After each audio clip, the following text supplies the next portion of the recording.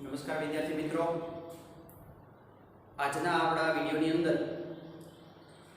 ધોરણ 8 ની અંદર પહેલો પાઠ ભારતમાં યુરોપિયન પ્રજાનું આગમન અને એ પાઠનો આજે ભાગ જોવાનો છે આપણે બીજો. તો જે વિદ્યાર્થી મિત્રોએ આ બીજો ભાગ જોયા છે અને પહેલો ભાગ જોવો છે તો એ સર્ચ કરી અને પહેલો ભાગ જોઈ શકે, જેની અંદર ભારતના યુરોપિયન પ્રજાના આગમન માટે શા માટે યુરોપિયન પ્રજાઓને ભારતમાં આવવાની જરૂરિયાત પડી, શા માટે જળમાર્ગ શોધવાની જરૂરિયાત પડી અને કઈ કઈ પ્રજા ભારતમાં આવી એના વિશેની ચર્ચા કરવામાં આવી છે. તો વિદ્યાર્થી મિત્રો, આ પણ વિડિયાની અંદર આગળની જે કઈ યુરોપિયન પ્રજાઓ આવી અને ભારતમાં કઈ પ્રજા પોતાનું સત્તા સ્થાપવામાં સફળ થઈ એ વિશેની આજે આપણે ચર્ચા કરવાની છે. તો આપણે શરૂઆત કરી દઈએ પાઠ પહેલો અને ભાગ બીજો. તો અહીંયા આપણે સૌપ્રથમ આવશે કે ભારત પર અંગ્રેજોની નજર. જે યુરોપિયન પ્રજાઓ આવી એ યુરોપિયન પ્રજાઓ ભારતમાં વેપાર કરવા માટે ખાસ આવી. એવાની પ્રજાની એક પ્રજા અંગ્રેજ પ્રજા, એ ક્યાંની તો કે ઇંગ્લેન્ડની મૂળ વતની પ્રજા, એને ભારત સાથેના વેપાર કરી અને વધુ કમાણી કરવા માટે એ આવે છે. એ સમયે ત્યાં જો એના ઇતિહાસમાં આપણે જઈએ તો આ ની અંદર એ લોકોએ ત્યાંના જે વેપારીઓ છે એ રાણી એલિઝાબેથ પાસે જાય છે. રાણી એલિઝાબેથનું તે સમયે શાસન અને ત્યાં એ વેપાર કરવા માટે એક એવી વાત કરે છે કે ઘોષણા કરે છે કે જેનાથી એ વેપાર ભારત સાથેનો વેપાર એ કરી શકે. એ માટે એ પોતાની બધા જ વેપારી લગભગ 24 વેપારીઓ એ એકઠા થઈ અને ભારત સાથેના વેપાર કરવા માટે એક કંપની સ્થાપવાની મંજૂરી લેવા માટે જાય છે. એવામાં એક કંપની બનાવે છે ઈસ્ટ ઇન્ડિયા કંપની. અને આપણે જોઈએ છે કે એ કંપની ઈસવીસન 1600 ની સાલની અંદર ઇંગ્લેન્ડની અંદર સ્થાપવામાં આવી. પરંતુ એના ઇતિહાસમાં જઈએ તો એ સમયે 31 ડિસેમ્બર 1599 ની સાલની અંદર એ રાણી એલિઝાબેથ પાસે મંજૂરી લેવા માટે જાય છે, એકત્ર થાય છે અને પછી બીજા દિવસે એ ભારત સાથેના વેપાર કરવા માટે વિધિવતની એ કંપની બની જાય છે. એ કંપનીનું નામ છે ઈસ્ટ ઇન્ડિયા કંપની. એ ભારત સાથેના વેપાર કરવા માટે ભારતની જે સમૃદ્ધિ જોઈ અને આકર્ષાઈને ભારત સાથેના વેપાર કરવા માટે એ કંપની એ આવે છે. અને એ કંપનીના પછી જ આપણા ભારતીય ઇતિહાસની અંદર એ કંપનીએ જે કંઈ પ્રવૃત્તિઓ કરી એ આપણે આગળના પીરિયડની અંદર જોશું. તો એ ભારત સાથેના વેપાર કરવા માટે આવે છે અને ત્યારે ઈસવીસન 1608 ની અંદર એ અંગ્રેજો પોતાના વહાણ સાથે ભારતના એ પશ્ચિમ કિનારાના સુરત બંદરે ઉતરે છે અને એ સમયે ત્યાંના અંગ્રેજ અધિકારી કેપ્ટન હતો હોકિન્સ અને ભારત સાથેના વેપાર કરવા માટે મંજૂરી લેવા માટે આવે છે.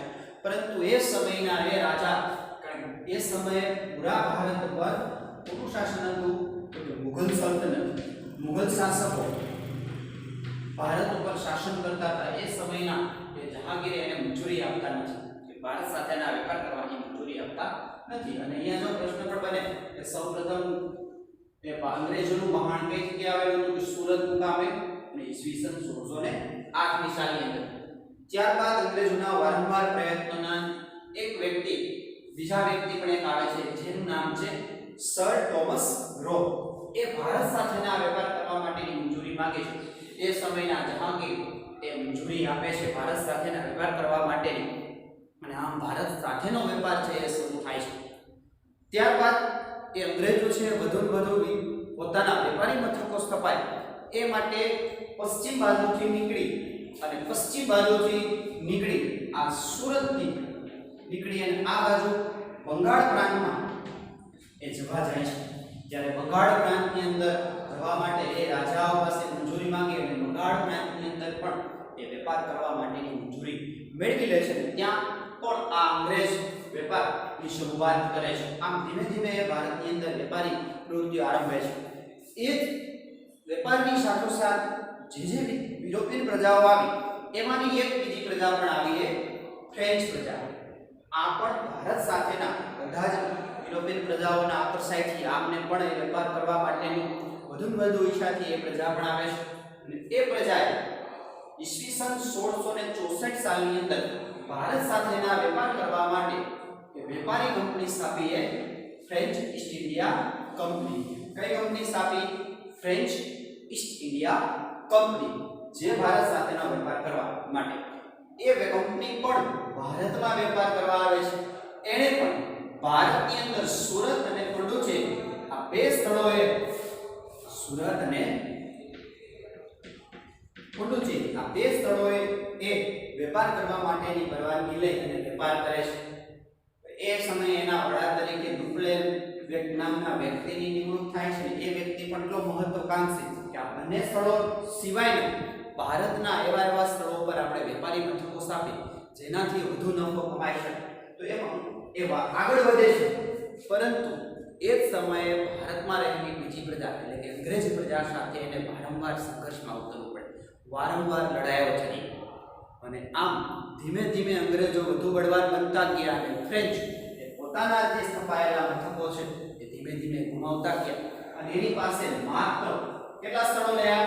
તો કે પોંડિચેરી, માહે અને ચંદ્રનગર. એ પોંડિચેરી રહ્યા, પછી એમની પાસે એક રહ્યું માહે કેરળની અંદર, અને પછી એક રહ્યું ચંદ્રનગર. કઈ જગ્યાએ? પશ્ચિમ બંગાળ. આ ત્રણ સ્થળો માત્ર એ સમયે ફ્રેન્ચ એ ઈસ્ટ ઇન્ડિયા કંપની પાસે રહ્યા. હવે આ અંગ્રેજો ભારતમાં વધુને વધુ વેપાર કરવા માટે એ પોતાના પ્રયત્નો ચાલુ રાખે છે. અને સાથોસાથ એ ભારતના રાજ કરતા રાજાઓની અંદર પણ દખલગીરી શરૂ કરે છે. એ માટે એને જે પોતાનો વેપાર વધારવા માટે જુદા જુદા વિસ્તારમાં વેપારો વધારે છે. એવામાં એને જે બંગાળના પ્રાંત તરફ જે વેપાર કરવાની છૂટ મળી છે એનો વધુ લાભ લે છે. અને એ સમયે ઈસવીસન 1651 ની અંદર હુગલી નદીના કિનારે, કઈ નદીના કિનારે? હુગલી નદીના કિનારે એ વેપાર કરવા માટેની એ મંજૂરી લે છે અને વેપાર કરે છે.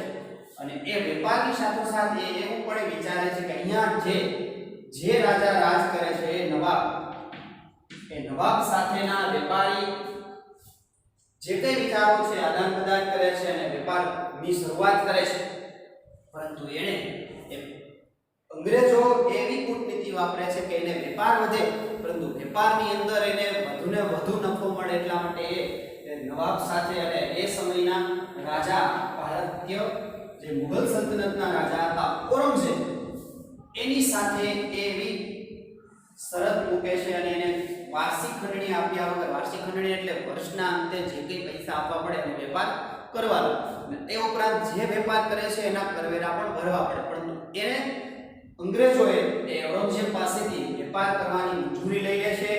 કોઈ પણ કરવેરા આપ્યા વગર એ કંપની મંજૂરી લઈ લે છે.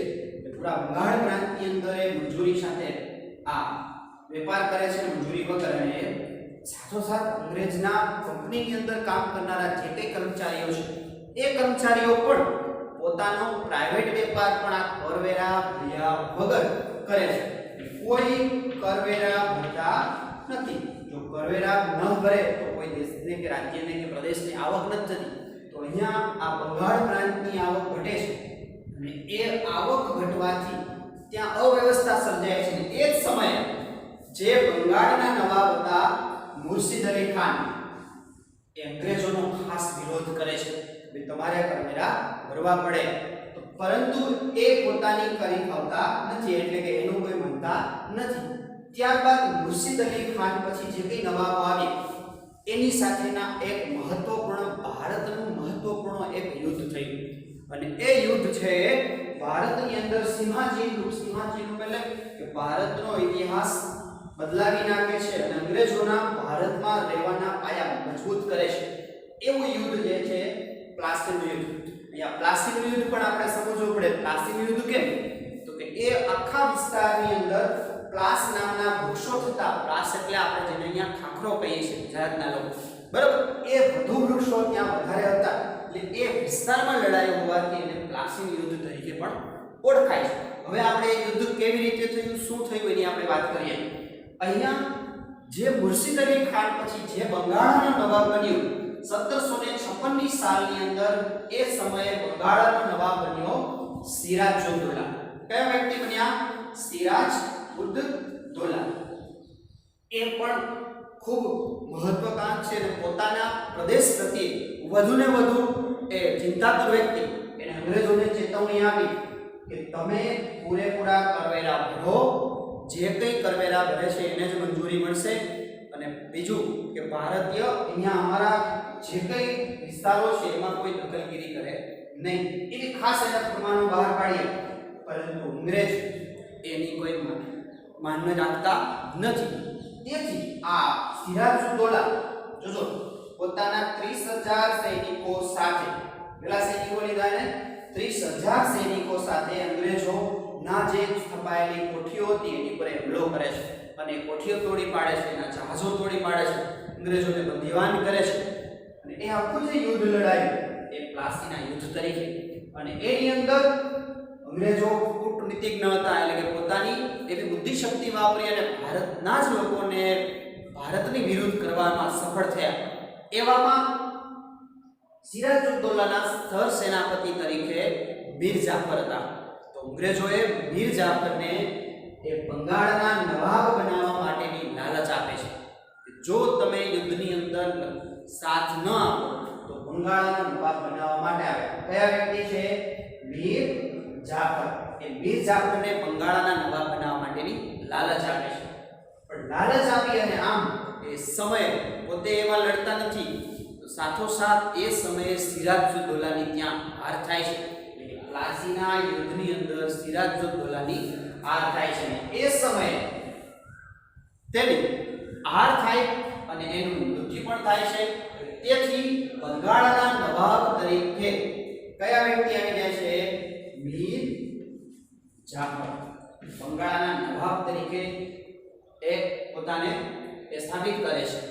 હવે આ ઘટના પૂરી થયા પછી હજી એક એવું મહત્વપૂર્ણ ભારતના ઇતિહાસમાં એ યુદ્ધ થયું કે જેને એ યુદ્ધ તરીકે ઓળખાય છે બક્સરનું યુદ્ધ. એ વિસ્તારમાં ફેલાયેલું હોવાથી બક્સરના યુદ્ધ તરીકે ઓળખાય છે. હવે આ યુદ્ધ પણ ભારતના અંગ્રેજોના શાસનને મજબૂત કરવાની અંદર આ મહત્વપૂર્ણ ફાળો ભજવ્યો છે. તો આ યુદ્ધ પણ કઈ જગ્યાએ ક્યાં?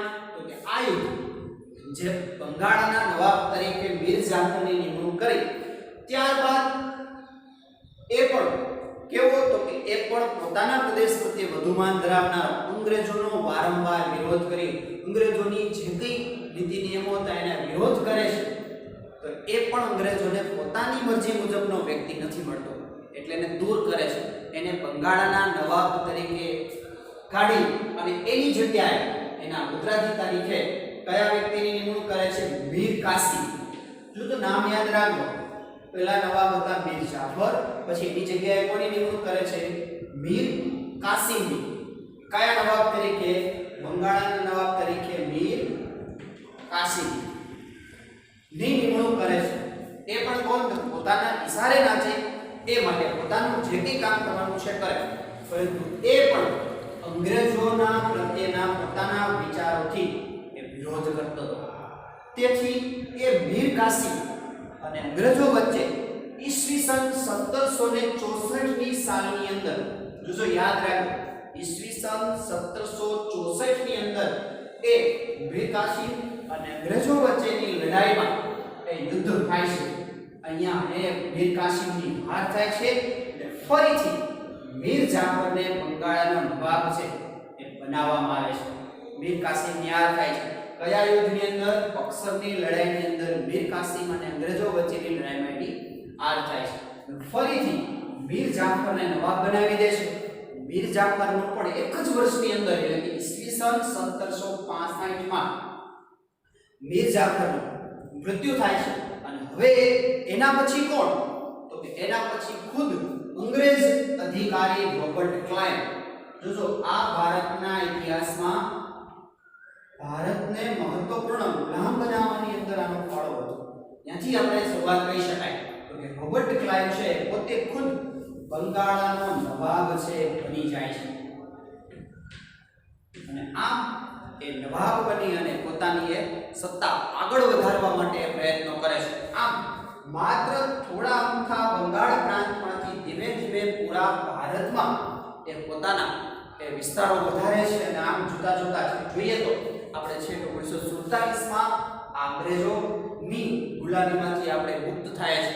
તો આના પછી કઈ કઈ ઘટનાઓ બને છે, અંગ્રેજોએ કયા કયા યુદ્ધો કર્યા, હવે પછી આપણે આગલા વિડીયોની અંદર જોશું. તો અહીંયા આપણા પાઠ ભારતમાં યુરોપિયન પ્રજાનું આગમન અને એ આગમનની અંદર કઈ કઈ પ્રજાઓ આવી એના વિશે આપણે જોયું. તો અહીંયા આપણે આ ભાગ બીજો અને ભાગ આગળ બનાવેલો પહેલો, તો બંને ભાગ જોશો તો આપણને એ ભારતમાં યુરોપિયન પ્રજાઓના આગમન વિશેનો ખ્યાલ આવી જશે. તો વિદ્યાર્થી મિત્રો, ફરીથી આપણી આ ચેનલને સબસ્ક્રાઇબ કરજો જેથી બધા જ વિડીયો મળી રહે, અને જેનાથી આ વધુ શેર કરજો જેથી બીજા વિદ્યાર્થીઓ પણ લાભ લઈ શકે, અને લાઈક કરજો જેનાથી તમને આવનારી માહિતીઓ મળી રહે. તો વિદ્યાર્થીઓ ખાસ લાભ લેજો.